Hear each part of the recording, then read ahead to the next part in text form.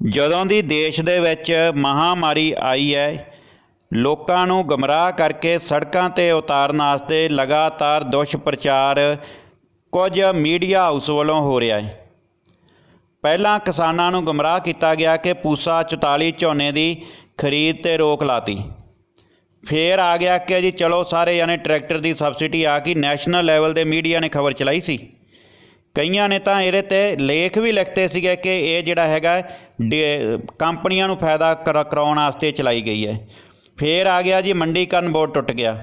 ਹੁਣ ਨਿਤਨ ਗਡਕਰੀ ਦੇ ਬਿਆਨ ਦੇ ਆਧਾਰ 'ਤੇ ਕਹਿ ਦਿੱਤਾ ਗਿਆ ਕਿ ਉਹਨਾਂ ਨੇ ਕਹਿਤਾ ਕਿ MSP ਜਿਹੜੀ ਹੈਗੀ ਹੈ ਉਹ ਸਰਕਾਰ ਘਟਾਏਗੀ। Press information bureau government of India ਨੇ ਇਹ MSP ਵਾਲੀ ਖਬਰ ਦਾ ਖੰਡਨ ਕੀਤਾ ਕਿ ਇਸ ਤਰੀਕੇ ਦੀ ਕੋਈ ਵੀ ਜਿਹੜਾ ਗੱਲ ਨਹੀਂ ਹੈਗੀ ਅਤੇ ਨਾ ਹੀ ਨਿਤਨ ਗਡਕਰੀ ਨੇ ਇਸ ਤਰ੍ਹਾਂ ਦੀ ਕੋਈ ਗੱਲ ਕਹੀ। ਤਾਂ ਪਹਿਲਾਂ ਤਾਂ ਗੱਲ ਸੋਚਣ ਵਾਲੀ ਹੈ ਕਿ ਨਿਤਨ ਗਡਕਰੀ ਦੀ ਮਿਨਿਸਟਰੀ ਕਿਹੜੀ ਹੈ? Ministry of road transport and highway ਵਾਲੀ ਮਿਨਿਸਟਰੀ ਦਾ MSP ਦੇ ਨਾਲ ਕੋਈ ਸੰਬੰਧ ਨਹੀਂ ਹੋ ਸਕਦਾ। ਇਹਦੇ ਕਰਕੇ ਸਾਫ਼ ਅਤੇ ਸਪਸ਼ਟ ਉਹਨਾਂ ਨੇ ਕਿਹਾ ਹੈ ਕਿ ਇਹ ਜਿਹੜੀ ਚੀਜ਼ ਹੈ, ਇਹ ਜਿਹੜੀ ਖਬਰ ਫੈਲਾਈ ਗਈ ਹੈ, ਇਹ ਝੂਠੀ ਹੈ, ਇਹ ਅਫਵਾਹ ਹੈ। ਇਹਨਾਂ ਅਫਵਾਹਾਂ 'ਤੇ ਧਿਆਨ ਸਾਨੂੰ ਨਹੀਂ ਦੇਣਾ ਚਾਹੀਦਾ। ਆਪਾਂ ਇਸ 'ਤੇ ਗੱਲ ਬਾਅਦ ਵਿੱਚ ਕਰਦੇ ਹਾਂ। ਪਹਿਲਾਂ ਨਿਤਨ ਗਡਕਰੀ ਦਾ ਖੰਡਨ ਸੁਣੋ ਕਿ ਉਹਨਾਂ ने की किया। मैं सभी लोगों को यह अश्योर करना चाहता हूं कि MSP बढ़ाने का निर्णय भारत सरकार का है, ये बदलने का कोई कारण ही नहीं है। मैंने एक इंटरव्यू में जो कहा था, ये कहा था कि हमारे देश में शुगर सरप्लस है, गेहूं सरप्लस है, राइस सरप्लस है, पर हमारे देश में ऑयल सीड की कमी है।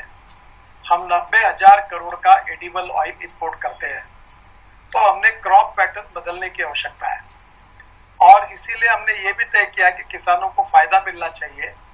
इसलिए राइस से, गेहूं से इथेनॉल बनाने की बात भी आई है और पंजाब और हरियाणा में हमने कॉर्न भी बड़े प्रमाण पर लगाना चाहिए।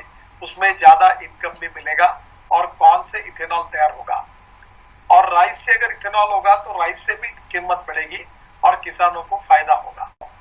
MSP के बारे में मैंने न कोई इस प्रकार की बात कही है, न कहने का कोई सवाल उठता है।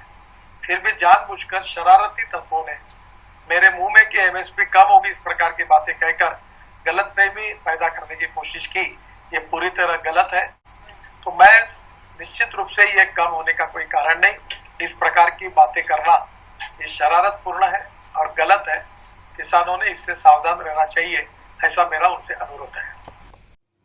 ਦੋਸਤੋ ਇੱਕ ਬਦਲਾਅ ਜ਼ਰੂਰ ਹੋਇਆ ਹੈ ਕਿ ਅੱਗੇ ਜੋ ਸਾਨੂੰ ਫਸਲ ਦਾ ਪੈਸਾ ਸੀਗਾ ਉਹ ਆੜ੍ਹਤੀਏ ਰਾਹੀਂ ਮਿਲਦਾ ਸੀਗਾ।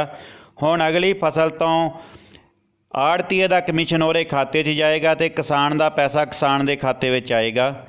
ਕੋਈ ਮੰਡੀਕਰਨ ਬੋਰਡ ਤੋੜਨ ਦੀ ਹਜੇ ਤੱਕ ਸਰਕਾਰ ਨੇ ਕੋਈ ਨੋਟੀਫਿਕੇਸ਼ਨ ਨਹੀਂ ਹੈਗਾ। ਕੇਵਲ ਅਤੇ ਕੇਵਲ ਜੇ ਐਂ ਹੋ ਗਿਆ, ਜੇ ਇਸ ਤਰ੍ਹਾਂ ਹੋ ਗਿਆ ਕਰਕੇ ਅਫਵਾਹਾਂ ਫੈਲਾਈਆਂ ਜਾ ਰਹੀਆਂ। ਕਹਿਣ ਦਾ ਮਤਲਬ ਇਹ ਕਿ ਦੇਸ਼ ਇਸ ਸਮੇਂ ਇਹੋ ਜਿਹੀ ਸਥਿਤੀ ਦੇ ਵਿੱਚ ਹੈ ਕਿ ਇੱਕ ਪਾਸੇ ਤਾਂ ਮਹਾਮਾਰੀ ਨਾਲ ਲੜ ਰਹੇ ਹੈ, ਦੂਜੇ ਪਾਸੇ ਚੀਨ ਬਾਰਡਰ 'ਤੇ ਖੜ੍ਹਾ ਹੈ। ਤਾਂ ਇਹ ਸਾਰੀਆਂ ਘਟਨਾਵਾਂ ਦੇ ਵਿੱਚ ਅਕਸਰ ਦੇਸ਼ਾਂ ਦੇ ਵਿੱਚ ਅਫਵਾਹਾਂ ਫੈਲਾਈਆਂ ਜਾਂਦੀਆਂ। ਸਾਡੀ ਮੰਗ ਸੀ ਸਵਾਮੀਨਾਥਨ ਦੀ। ਸਵਾਮੀਨਾਥਨ ਅਸੀਂ ਮੰਗਣਾ ਸੀ ਅਤੇ ਇੱਕ ਆ ਝੂਠੀ ਖਬਰ ਦੇ ਨਾਲ ਸਾਨੂੰ ਲਾਲੇ ਪੈ ਗਏ ਕਿ MSP ਵੀ ਮਿਲੂਗਾ ਕਿ ਨਹੀਂ ਮਿਲੂਗਾ। ਤਾਂ ਇਹਨਾਂ ਅਫਵਾਹਾਂ ਵੱਲ ਧਿਆਨ ਨਾ ਦਿਓ। ਇਹ ਕਿਹਨੇ ਫੈਲਾਈਆਂ, ਕਿਉਂ ਫੈਲਾ ਰਿਹਾ, ਇਹ ਇੱਕ ਬਹੁਤ ਵੱਡਾ ਵਿਸ਼ਾ ਹੈ।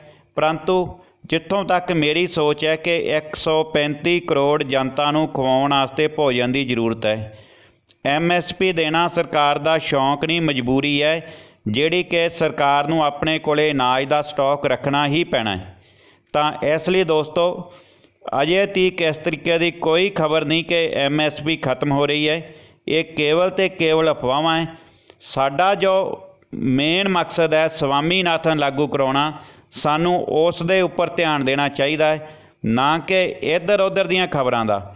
ਤੁਸੀਂ ਖੁਦ ਦੇਖ ਚੁੱਕੇ ਹੋ ਕਿ ਕਿਸ ਲੈਵਲ ਦੀਆਂ ਮੈਂ 3-4 ਖਬਰਾਂ ਦੀ ਗੱਲ ਕੀਤੀ ਹੈ ਕਿ ਪਹਿਲਾਂ ਝੂਠੀਆਂ ਖਬਰਾਂ ਆਈਆਂ ਕਿ ਪੂਸਾ ਝੋਨਾ ਨਹੀਂ ਵਿਕੇਗਾ, ਨਹੀਂ ਲੱਗੇਗਾ। ਫਿਰ ਝੂਠੀ ਖਬਰ ਆਈ ਕਿ ਟਰੈਕਟਰ ਸਬਸਿਡੀ, ਔਰ ਅਖਬਾਰਾਂ 'ਚ ਲੇਖ ਲਿਖੇ ਗਏ ਕਿ ਇਹ ਸਬਸਿਡੀ ਜਿਹੜਾ ਹੈਗਾ ਕੰਪਨੀਆਂ ਨੂੰ ਫਾਇਦਾ ਦੇਣ ਵਾਸਤੇ ਦਿੱਤੀ ਗਈ ਹੈ। ਫਿਰ ਆ ਗਈ MSP ਦੀ।